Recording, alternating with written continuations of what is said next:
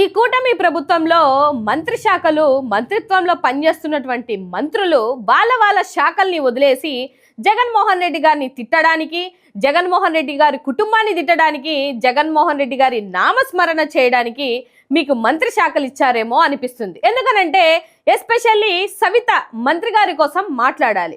ఆవిడ జగన్మోహన్ రెడ్డి గారిని ఆడిపోసుకునేటువంటి పనిలోనే ఉన్నారు. ఒక్క మాట సవిత గారిని అడుగుతున్నాను, ఉన్నపాటుగా మీకు ఇచ్చినటువంటి శాఖ ఏంటి, అందులో మీరు నిర్వర్తించాల్సినటువంటి పనులు తక్కువని చెప్పండి. చెప్పలేరు. ఎందుకంటే మీ శాఖల్ని గాలి వదిలేసి జగన్మోహన్ రెడ్డి గారిని తిట్టడానికి, వాళ్ళ కుటుంబాలని దూషించడానికి, ఇంట్లో ఉన్న ఆడవాళ్ళని బయటికి తేడానికి తప్ప ఒక మహిళ వయ్యుండి సిగ్గు లేకుండా, బుద్ధి లేకుండా ఏది పడితే అది మాట్లాడుతున్నావు కాబట్టి, అనవసరంగా మీరు పోక్ చేసుకున్నారు కాబట్టి మరి మా నాయకుడిని అంటే మేము కౌంటర్ డెఫినెట్ గా ఇస్తాం కదా. సో ఇవ్వాల్సిన పరిస్థితులు మీరే కల్పిస్తున్నారు కాబట్టి ఒక్క మాట మిమ్మల్ని అడుగుతాను, ఎంత రైతుల మీద మీ ప్రేమ, ఎంత మీ కపట ప్రేమ, ఎంత ముసల కన్నీరు కారుస్తున్నారమ్మా ఇవాళ. ఉల్లి రైతుకి గాని, అరటి రైతుకు గాని, మిరప రైతుకు గాని, టమాటా రైతుకు గాని, లేకపోతే అరటి రైతులకి గాని, మామిడి రైతులకి గాని ఏ రోజైనా బయటకు వచ్చి ఆ శాఖకు సంబంధించిన వ్యవసాయ శాఖ మంత్రి గాని, మీరు గాని, మీ కూటమి ప్రభుత్వం గాని దున్నపోతూ వాళ్ళే నిద్రపోతుంటే వచ్చి జగన్మోహన్ రెడ్డి గారు నీళ్లు చల్లిన తర్వాతే కదా మీరు లేశారు. ఆయన వెళ్ళి కదా రైతులతో మాట్లాడిన తర్వాతనే కదా సెంట్రల్ మినిస్టర్లకి లెటర్ రాశారు.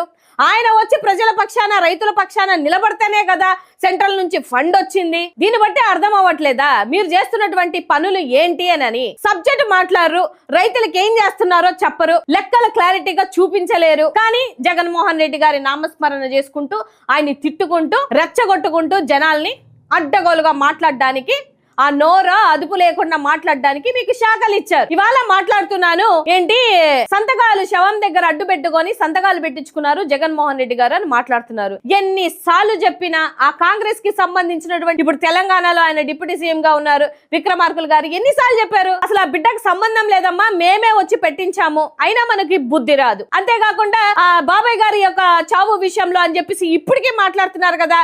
అప్పుడు జరిగినప్పుడు మీ ప్రభుత్వమే కదా, ఇప్పుడు కూడా 20 నెలల కాలంలో మీ ప్రభుత్వమే కదా. కోర్టు కూడా చెప్పింది కదా, మీకు నచ్చిన సిబిఐని వేసుకున్నా మీ సిబిఐ చెప్పించింది కదా అసలు జగన్మోహన్ రెడ్డి గారికి సంబంధం లేదు అని. ఎంత నిసిగ్గుగా వచ్చి ఇంకా మాట్లాడతారు. తల్లి చెల్లి, మీ ఇంట్లో ఆడవాళ్ళు లేరా? మీ ఇంట్లో ఆడవాళ్ళు ఉన్నారా లేరా? నువ్వు ఒక ఆడదానివే కదా.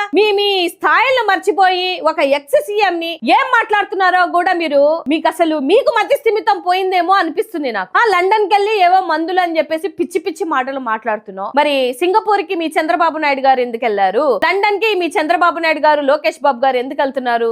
ఏ మందులు తెచ్చుకోవడానికి వెళ్తున్నారు? లేకపోతే ప్రజల సొమ్మును దోచేసి ఏ స్విస్ లో దాచుకోవడానికి వెళ్తున్నారు అని ఇవాళ ప్రజలు అడుగుతున్నారు. వాటికి సమాధానం చెప్పరు. సీఎం లేడు, షాడో సీఎం లేడు, ఈ రాష్ట్రంలో ఏమైపోయారు అని అడిగితే వాటికి సమాధానాలు ఉండవు. తల్లి చెల్లి, కోడి కత్తి, ఈ మాటలే తప్పితే మీరు రాష్ట్రానికి ఏం చేశారు? 164 మంది మీకు ఎమ్మెల్యేలు ఇచ్చిన నిసిగ్గుగా మీకు చేత కాకుండా ఒక ఆడదాని అయ్యుండి ఎన్నిసార్లు స్టేజ్ మీద వాళ్ళ ఇంట్లో వాళ్ళని కోసం మీరు మాట్లాడతారండి? కాస్త నోరు అదుపులో పెట్టుకొని మాట్లాడితే బాగుంటది సవిత గారు. నిజంగా చెప్పాలంటే పెన్షన్ టైంలో వచ్చిన వాళ్ళని ఇవాళ తీసుకొని వచ్చి మంత్రులుగా కూర్చొని పెడితే ఇలాంటి పరిస్థితులే వస్తాయి. మహిళలకి ఏం జరిగినా మాట్లాడరు, మీకు ఇచ్చిన శాఖలో ఏం జరుగుతుందో చెప్పరు. ఇప్పుడు వరకు 20 నెలల కాలంలో నువ్వేం ఉద్ధరించావో ఒక శ్వేతపత్రం అన్న రిలీజ్ చేసి అప్పుడు జగన్మోహన్ రెడ్డి గారి కోసం మాట్లాడితే జనాలు వింటారు, మేము వింటాం. రాష్ట్రంలో ఉన్న ప్రజలు దుమ్మెత్తి పోస్తున్నారు, అయినా మనకి సిగ్గుండదు. అయినా జగన్మోహన్ రెడ్డి గారి కోసం విమర్శించాల్సిందే. సో కాస్తైనా ఈసారి చెప్తున్న జగన్మోహన్ రెడ్డి గారి కోసం మాట్లాడేటప్పుడు ఒళ్ళు నోరు అదుపులో పెట్టుకొని మాట్లాడండి. లేదు అని అంటే మా నాయకుడి కోసం మాట్లాడితే ఇక్కడ చాలా మంది మహిళలు కౌంటర్లు ఇవ్వడానికి రెడీగా ఉన్నారు.